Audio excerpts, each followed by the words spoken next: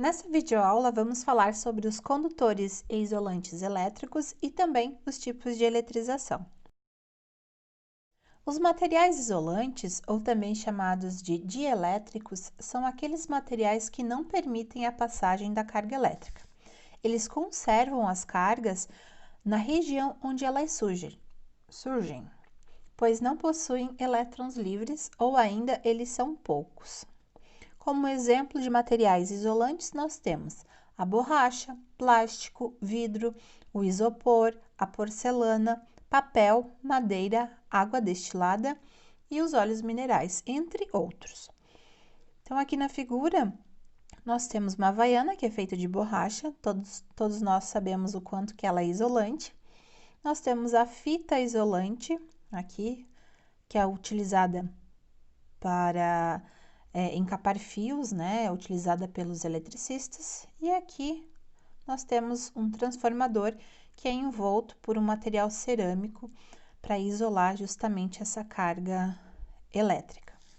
Já os materiais condutores, eles permitem a passagem da carga elétrica e eles são divididos em três classes. A primeira classe são os condutores eletrônicos, que são aqueles materiais cujos elétrons periféricos estão fracamente ligados aos átomos. A própria agitação térmica permite-lhes abandonar os átomos a que pertence, tornando-se assim os elétrons livres, os quais passam a formar uma nuvem eletrônica que envolve os íons positivos. Para esses materiais condutores eletrônicos, nós temos como exemplo os metais e o grafite. A segunda classe de condutores são os condutores iônicos.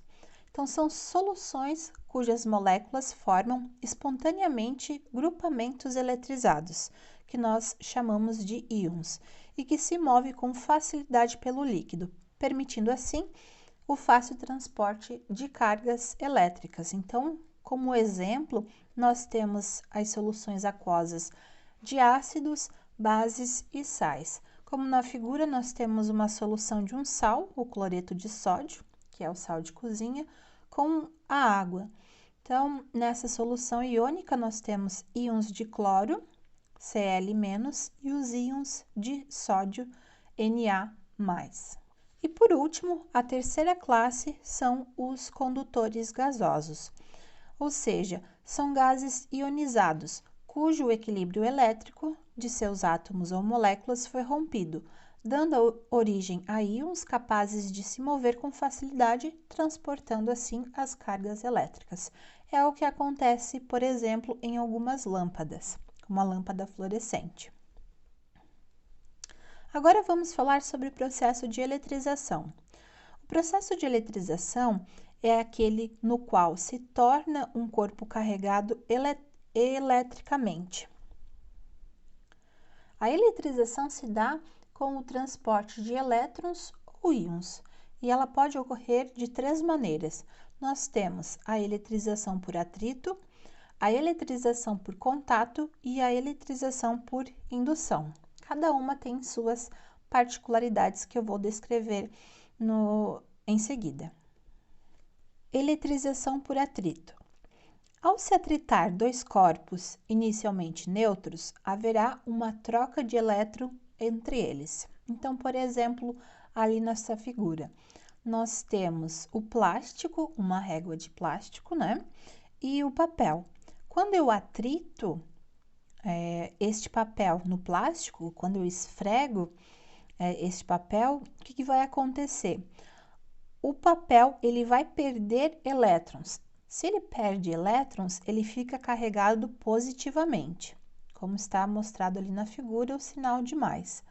Já o plástico, ele ganha elétrons, então ele vai ficar carregado negativamente. Então, após a eletrização por atrito, os corpos adquirem cargas de mesmo módulo, no entanto, de sinais contrários. Por esse motivo, no final, eles vão se atrair, né? Porque nós já vimos que cargas de sinais contrários se atraem. Bom, mas como é que eu sei que quem vai ganhar, quem vai perder elétrons, quem vai ficar carregado positivamente, quem vai ficar carregado negativamente. Para saber isso, nós temos o que nós chamamos a série triboelétrica. Tribo significa atrito, né? E elétrico, justamente para verificar quem é que fica carregado positivamente e quem fica carregado negativamente. Então, aqui nessa série, nós temos, por exemplo, pele de gato, vidro polido, marfim, lã, uma pena, madeira, papel, seda, goma laca e o vidro despolido. Então, como é que eu entendo essa série triboelétrica? Por exemplo, ao se atritar um bastão de vidro polido, que está ali em cima nessa série, ou seja, mais para o sinal positivo, se eu atrito ele com um pano de seda, o vidro ficará eletrizado positivamente, ou seja, ele vai perder elétrons, e a seda ficará eletrizada negativamente. Então, sempre vou observar ali o sinal da flecha e os sinais positivo e negativo. Então, relembrando, ao final da eletrização por atrito, os corpos adquirem cargas diferentes e por isso eles se atraem. Já a eletrização por contato, eu preciso que esses corpos estejam conectados por um condutor ou eles também estejam encostados. Então, ao se encostar ou ligar por um condutor dois corpos de mesmas dimensões, mas com cargas diferentes, haverá um movimento de elétrons de um para o outro, cujo sentido dependerá do sinal e do valor das cargas. Então, vejam aqui nessa figura. Eu tenho dois corpos que possuem a mesma dimensão, ou seja, eles possuem o mesmo tamanho, só que um está carregado com uma carga positiva, mais 6, e com o outro com uma carga negativa, menos 4. Quando eu conecto esses dois corpos por um condutor, o que vai acontecer? Eles vão adquirir cargas iguais em módulo e também cargas iguais em sinal. Por isso que no final eles se repelem. Então, vejam o que nós temos aqui. A carga final de cada um desses condutores vai ser a soma das duas cargas, né, do condutor do corpo 1 com o corpo 2, dividido por 2, é a média aritmética. Então, no exemplo, eu tenho mais 6 menos 4, vai sobrar mais 2 dividido por 2, mais 1. Por isso que, ao final, nós temos esses dois corpos carregados com uma carga positiva de 1 coulomb. Cargas iguais se repelem, logo, no final, eles vão se repelir. E, por último, nós temos a eletrização por indução. Nesse tipo de eletrização, o corpo é carregado sem o contato. Para isso, os corpos aqui recebem nomes diferentes. Nós temos o indutor, que é o corpo que induz o movimento de cargas no induzido. E o induzido é aquele corpo cujas cargas se movem devido à presença do indutor.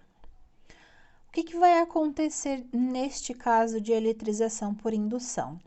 Ao se aproximar o corpo que está inicialmente carregado, eu vou ter a movimentação das cargas no induzido, de forma a elas se organizarem, né? Então, vejam aqui nessa última linha, nós temos aqui carga positiva do indutor, vai repelir as cargas positivas do induzido e vai atrair as cargas negativas do induzido. Então, após a eletrização por indução, o que eu posso fazer? Eu posso aterrar isso daqui, eu posso descarregar as cargas positivas, por exemplo, e dessa forma o induzido permanecerá apenas com as cargas negativas. Então, após essa eletrização, os corpos eles adquirem cargas de sinais contrários e por isso eles se atraem. Então, aqui nesse conjunto de figuras, eu tenho um outro exemplo, né? Um exemplo mais visual, onde nós temos uma esfera metálica que tem um suporte isolante. Então, essa esfera metálica, ela inicialmente está neutra, sem carga elétrica. O que eu vou fazer? Eu vou aproximar um bastão com carga negativa. Então, as cargas negativas do bastão repelem os elétrons, criando zonas de carga induzida positiva e negativa. Então, na esfera metálica, eu vou ter uma região que vai ser rica em carga positiva e outra região que vai ser rica em carga negativa.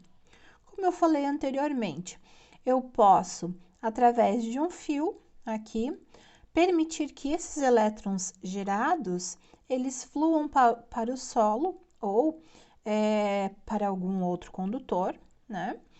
E sendo assim, a esfera metálica, depois que o fio ele é retirado, ela passa a ter somente uma área de deficiência de elétrons, ou seja, com carga positiva.